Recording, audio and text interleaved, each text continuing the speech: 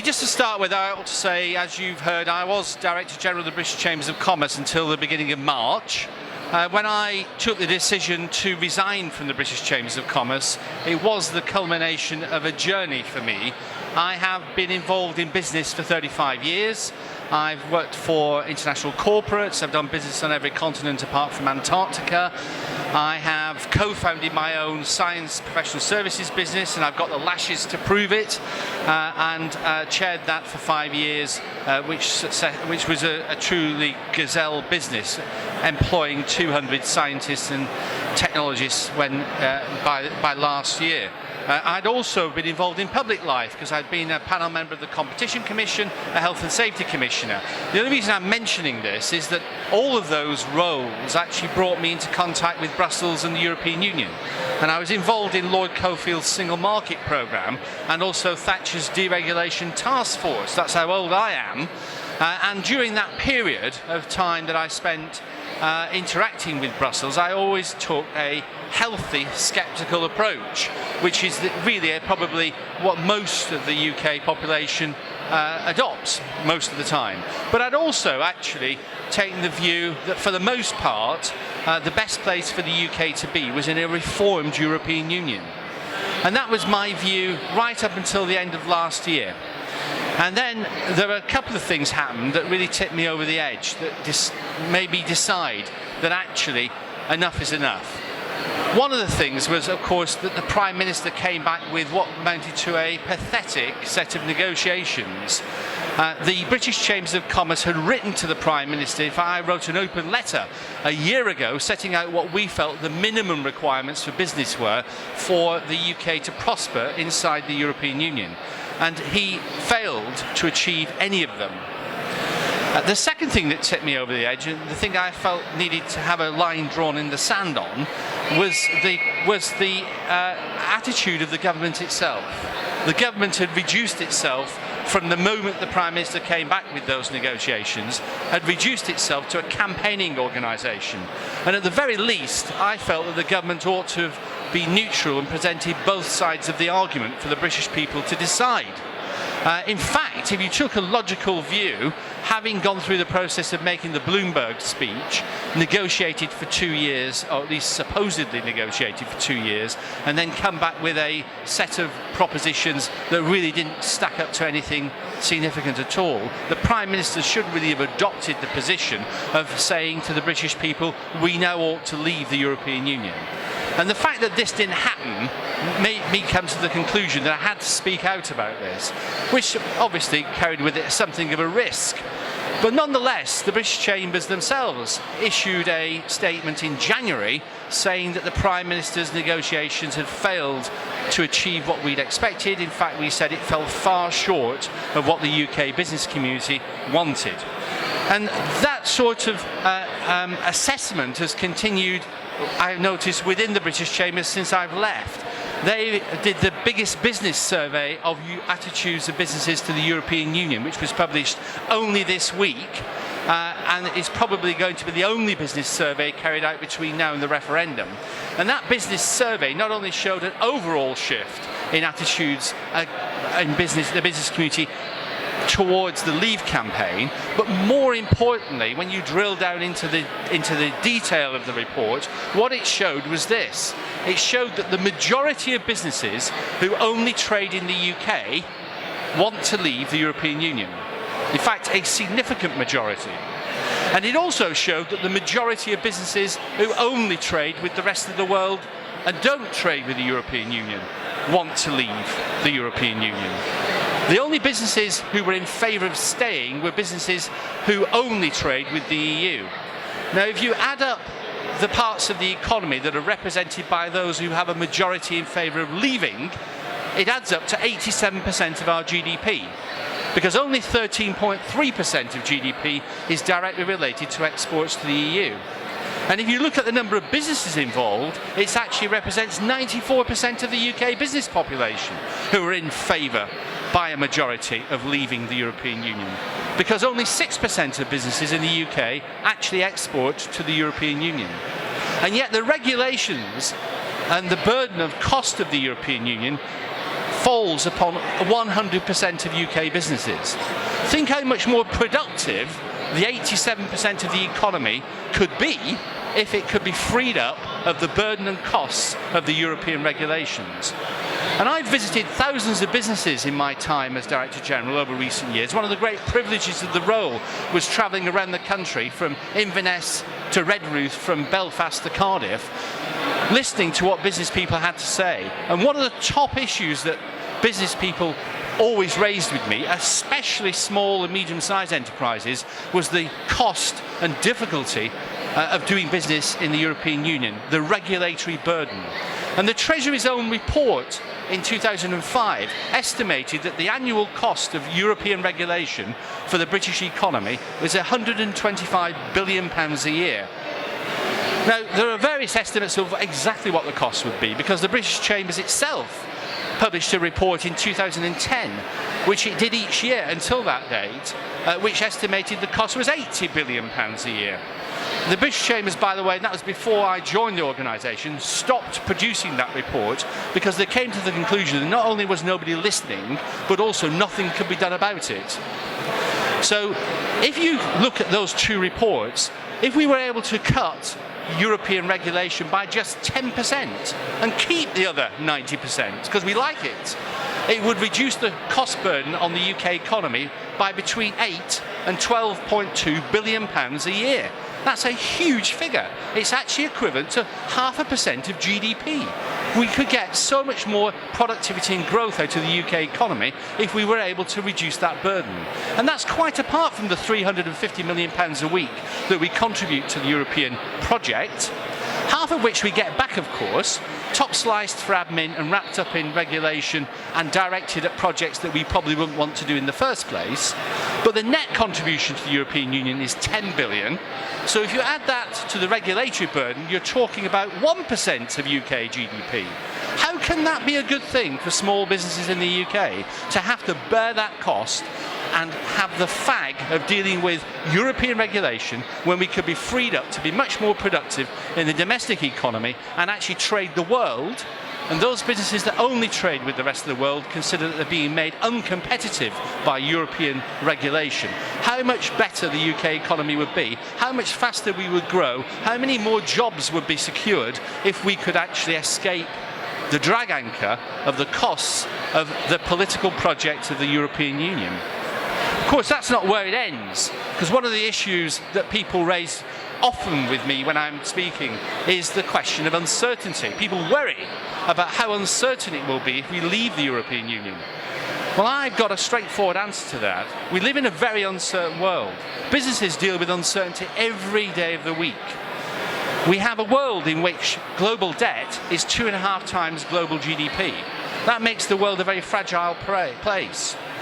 I would have thought the most uncertain thing that the UK could do is to give away any control of its own destiny and any control of its own economy to somebody else in that uncertain world.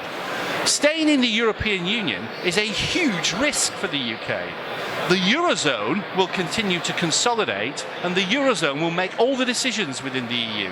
Britain will be marginalised, we will have no say, we will have no seat at the top table, we will have to pay the bill, we will have to deal with the regulations, and we will be dragged along behind the Eurozone. We have 12% of the voting rights in the Council of Ministers, we have 6% of the voting rights in the European Commission, and we have just over 3% of the officials in the European Union. We have no say within the European Union. If, by contrast, we decide to take back control of our own affairs and be able to react to events around the world, that is the most certain thing that we can do. It is the least risk option. The riskiest option is to stay in the EU and give up control. The safest option is to have control of our own affairs and actually deal with the risks that the global economy throws at us. So that's the question of uncertainty. But what about trade? One of the things that is often said about trade is if we're locked out of the single market, it'll be a disaster. The UK will fall over. Well, there's a fundamental misunderstanding about trade. Most of the trade that takes place in the world takes place without any trade arrangements or trade deals at all. China exports vast amounts of stuff to the European Union and to the UK, but it has no trade deal with the EU. The UK actually has a trade surplus in services, which is the biggest part of our economy, a trade surplus in services with the United States of America, with whom we have no trade arrangements, which is twice the size of the trade surplus we have with the European Union, with whom we're supposed to have a single market. How does that work? How can it be that if we have no trade arrangements, we do better? After all, if we're locked out of the single market, it will be a disaster, says the Prime Minister. Well, the single market is actually a mirage. It has been of marginal benefit to the UK. The independent Civitas report, which was produced a few weeks ago, demonstrated clearly that the big beneficiaries of the single market have not been the UK. In fact, the UK has benefited least from the single market of all the countries in Europe. The big beneficiaries have actually not even been in the European Union. They've been Japan and the United States. They've been big corporations who've been able to come into the EU market. They've been able to snap up UK companies. They've been able to trade freely within the European Union. They've been able to divide the market, produce cheaply and sell expensively. They've been able to avoid taxes. They've been able to pay massive executive bonuses. And they've been able to, in the case of the giant vampire killer squid, Goldman Sachs, been able to facilitate the entry into the European Union of Greece. What a success that was. No wonder Goldman Sachs and Merrill Lynch and JP Morgan are funding the Stay campaign, because it suits them very well to do that. And of course, as we know, big corporations love the EU. They love big bureaucracies. They love complexity, because it's a way of locking out up-and-coming smaller competitors. Complexity is a barrier to entry. So the single market is a fiction in terms of its huge advantage, and it is something that actually is of marginal benefit to the people trading within it. It facilitates some additional movement of product because of technical standards and some lowering of costs. But you know, the average tariff that the EU applies to goods coming into the EU is 3%. 3%. Most tariffs in the European Union are 5 or less percent. It's a rounding error in a currency movement. The UK currency has dropped by 7% since January. We've already eliminated almost all the tariff values that the EU could apply against us. And of those tariffs that are higher, automobiles 10, spare parts for automobiles 13, food products very high, up to the 50% mark, Britain would benefit from removing from its customs union, which is what the single market is, the protective nature of the single market, the protectionism. If we were able to remove those tariffs from the UK, those products that we can't produce in the UK, or that we can't produce enough of, exotic fruit and vegetables, for example, fish and meat products, we could import into the UK far more cheaply from Africa and South America than we do from France and Spain. So it would actually reduce the cost of living and reduce the inflation rate in the UK if we were to leave the single market. Furthermore, you know, the single market is a trading area that we're highly likely to get a good deal with. You've got a situation where the big voices in the European Union, Germany and France, for example, are highly dependent for their exports on the UK. This month, the UK government declared the biggest trade deficit with the European Union on record. We have a massive trade deficit with the EU, and yet we have a trade surplus with the rest of the world. We have a significant trade surplus with the United States, with whom we have no trade deal. Is it likely that German car manufacturers and washing machine manufacturers and vacuum cleaner manufacturers will allow the German government or the Eurocrats to put up trade barriers against the UK, when actually the UK is Germany's #1 export market, ahead of China and ahead of the United States? It would be unbelievable if they were to do this. So quite apart from the fact the single market is a rounding error, is a marginal benefit and really is something we shouldn't worry too much about, the likelihood is that we will get a good trade deal with the EU anyway, because it's in their interests to do that deal.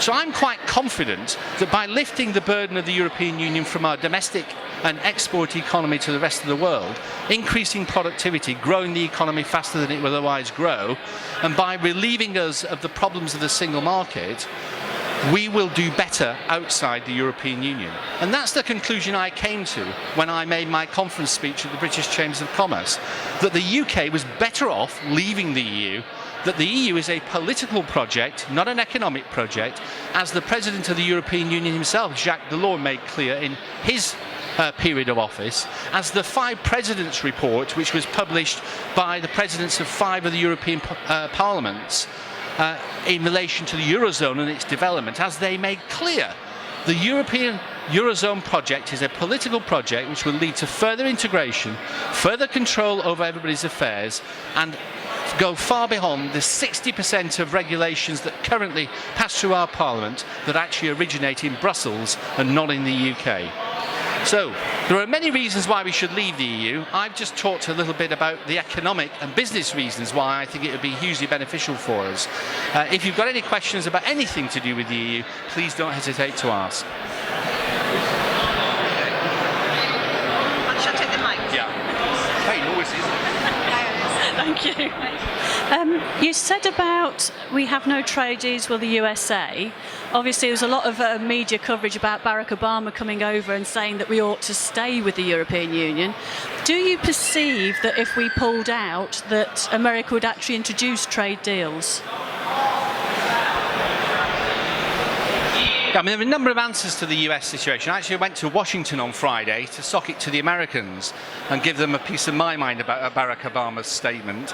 I mean, first of all, you have to recognise that Barack Obama won't be the president when these decisions are made anyway. And we've already heard from one of the other candidates, I'm not sure whether this is a good thing or not, but we've already heard from one of the other candidates that we'd be front of the queue if it came to trade deals with the US. The truth of the matter is that the US EU free trade agreement, what is commonly known as TTIP, is going to grind to a halt.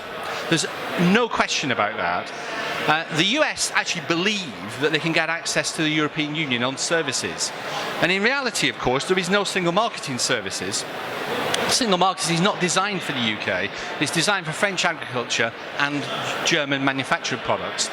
The truth of the matter is that the US can't get an access to the single market in services because there is no single market in services. So that's going to be a bit of a problem for them. The second reason it's going to grind to a halt is that the US are actually engaging in this negotiation for one reason and one reason alone. They want to actually set international standards before the Chinese become powerful enough to do it for themselves. That's the main reason that the US is participating in this agreement. And it's actually something they've said to me themselves, the US negotiators and the US embassy. They've been very clear about it. There's a lot of opposition to TTIP in European continental countries. In Germany and France, they're simply not prepared to allow their services sector to be penetrated by US corporates. In any event, for the UK, it's highly questionable whether it would be to our advantage. First of all, we've got the risk to public services because it would give extraterritorial legal rights to corporates to sue governments for not opening up markets. That might include markets like healthcare, for example, which is a threat to the NHS. But also, it might not be to the advantage of UK businesses. We have a differential advantage in trading with the United States in services. We do far better than any other continental country in Europe in trading our services to the US. We have a trade surplus in services nearly twice as big as the trade surplus we have with the EU. Would we want to open up a market in which we have an advantage to other competitors? Would we want to open up the UK to have UK services sector businesses gobbled up by US corporates in the same way the manufacturing sector has, in order to access the European market?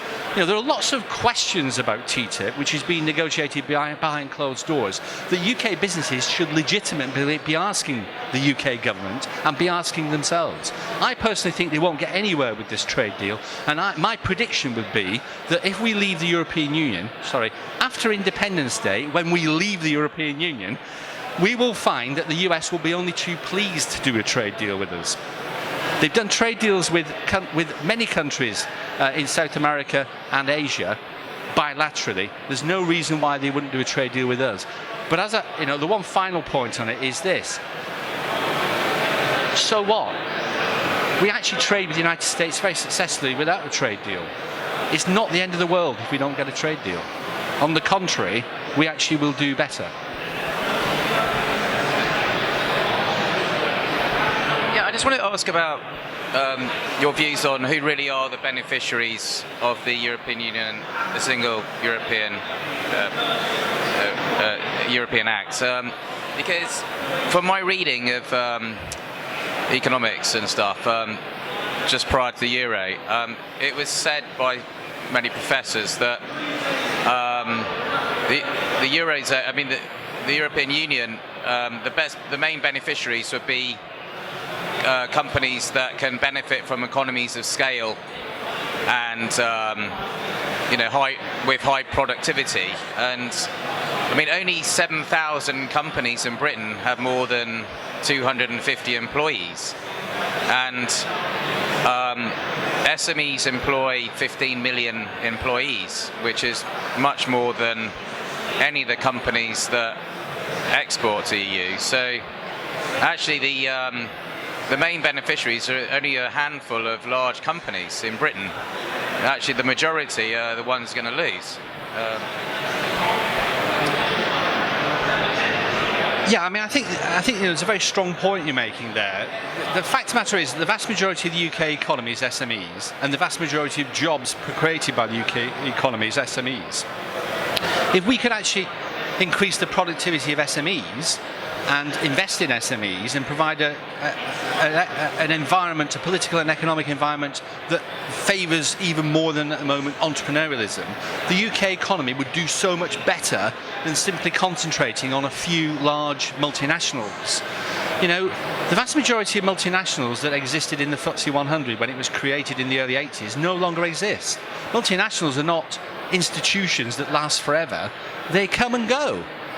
The backbone of the UK economy is actually entrepreneurs and SMEs, and we really need to focus an economic environment that is favourable to those businesses as much as to the large corporates. But what's ironic, and what was produced in Michael Burridge's Civitas report, which was about the paradoxes of the single market, what's ironic about it is while the UK did well in the common market, we've actually done very badly in the single market, and the main beneficiaries have been multinationals from outside the EU. So is it any wonder why 4 American banks are lining up to fund the campaign to stay, and why it is that the US government's backing it? It's because it's in the US's interest, not the UK's interest, to stay in the European Union. It's also the case, of course, that it works against even our big companies. I did an article recently on foundation industries. I was very interested in the whole question around steel production. If what's happening in the global steel market was happening in the UK, it would be an abuse of market power, and the competition authorities would intervene. I mean, I was in the competition authorities. I was a panel member of the Competition Commission. You know, if you had a situation where manufacturers are producing below cost and selling products in order to drive out the competition, that is abuse of market power. China has 50% of global steel production. It is abusing its market power. And yet the British government chose not to do anything about external tariffs. The US, by contrast, introduced tariffs of over 250% to prevent the Chinese dumping steel in the United States. But that wasn't the main issue, actually, because let's forget protectionist tariffs. The main issue around steel and foundation industries is what the UK can do to make it a fair competition. Germany has a state-backed business bank which injected 24 billion euros into the German steel industry last year alone. It actually injected 49 billion euros into the German economy. Long-term, low-interest loans to companies. The UK is not allowed to do that. It would be considered an abuse of state aid rules. Italy has a similar bank, and so does France. This is the great irony. Those banks were set up through the Marshall Plan by the United States and America after World War II for reconstruction. because they were set up before the Treaty of Rome was signed, they're allowed to continue. We can't do the same thing because it would be an abuse of state aid. So we have immediately an unfair competitive environment within the European Union, where German steel producers can access long-term low-interest loans and British steel producers can't. You've also got a situation where public procurement rules are not allowed to help our foundation industries. The British government can't say we need oodles of steel for HS2 and HS3 in the Northern Powerhouse. Why don't we source them from UK steel producers? After all, it's much better to spend the money in this way than it is to actually support communities that have been destroyed and people who've been thrown onto the scrap heap. But we can't do that because it would be an abuse of state aid rules. And the European Union would prevent us from doing it. They would immediately take out infringement proceedings. So we can't use public procurement. We can't provide access to low-interest, long-term capital like the Germans do and the French and the Italians. And we have a situation where actually the whole of the economic balance between ourselves and continental Europe is asymmetric. And it's not just steel. Those industries are going to disappear from the UK in the very short term.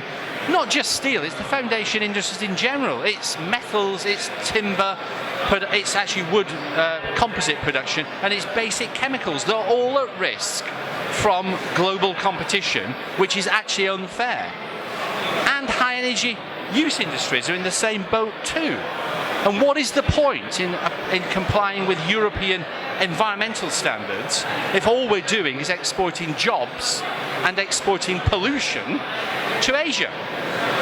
It's a nil-sum game, except for the UK economy loses. We can only deal with these things if we leave the EU.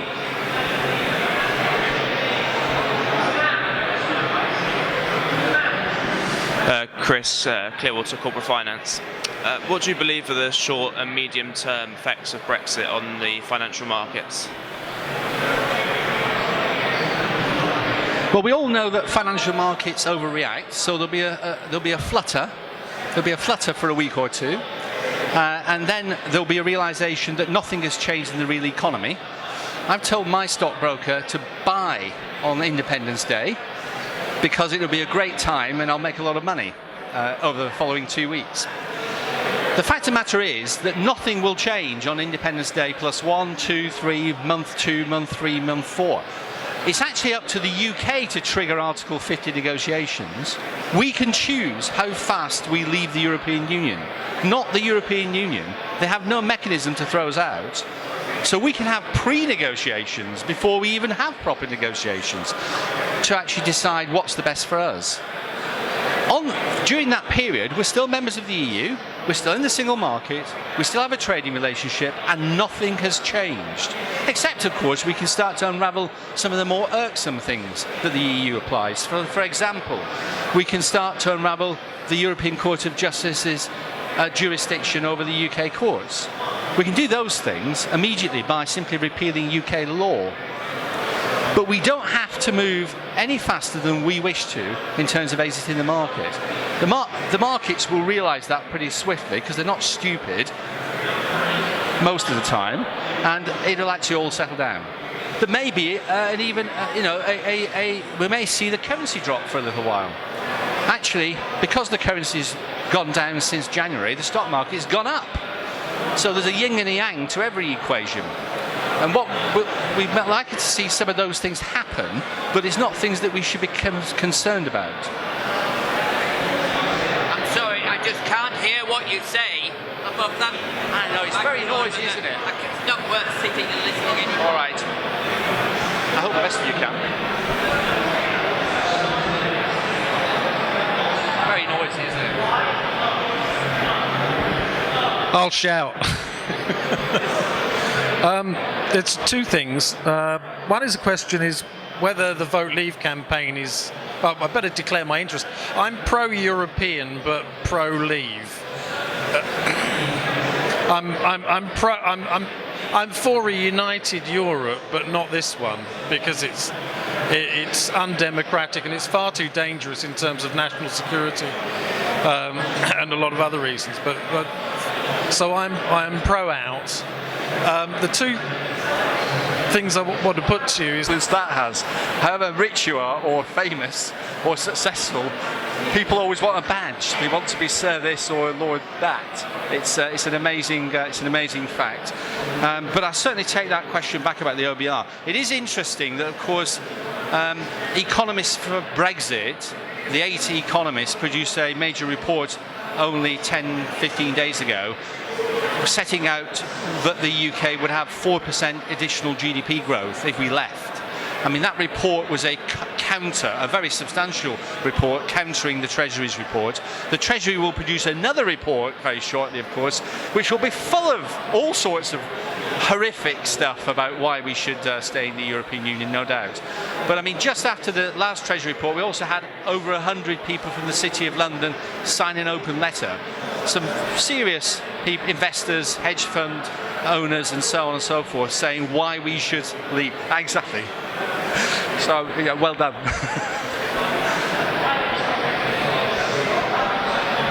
I'm really interested on this. I mean, it's in the paper every day now about the uncertainty of leaving, but also there's the uncertainty of staying in, because I was quite amazed. I was at a debate on Tuesday, and the chief economist of Panmure Gordon, who's arguing to stay in, he said the euro is a failed project, and the sooner it fails, the better.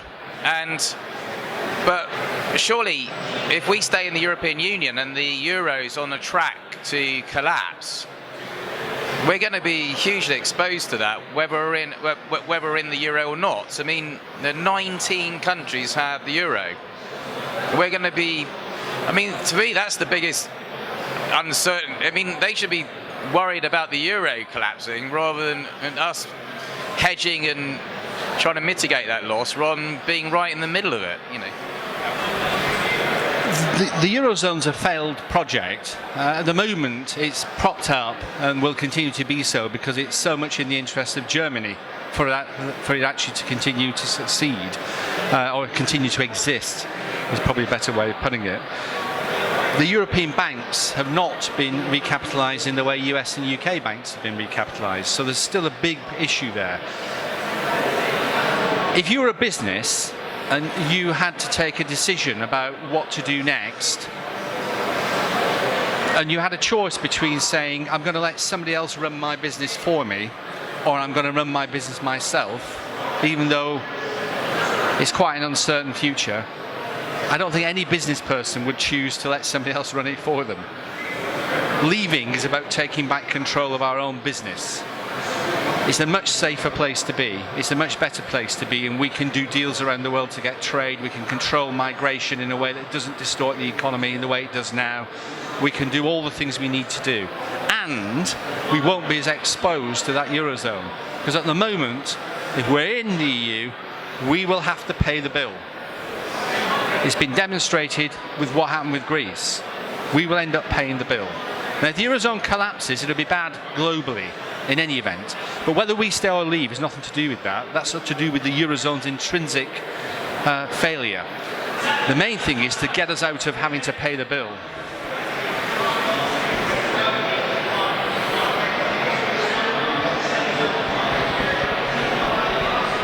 Jamie Banks, Anglia Business Resources. Two questions. TTIP, which I don't pretend to fully understand, can you tell us what the benefits are of TTIP and the extent to which we will be affected by an exit from the EU? Because I think I'm right in saying that TTIP is being negotiated with the EU. So we're part of it as a consequence of our membership. So what are the benefits? What will we lose if it happens? Can I ask you a second question as well? Is on a broader issue, what do you think is the prospect of the EU collapsing by domino effect after the UK exits?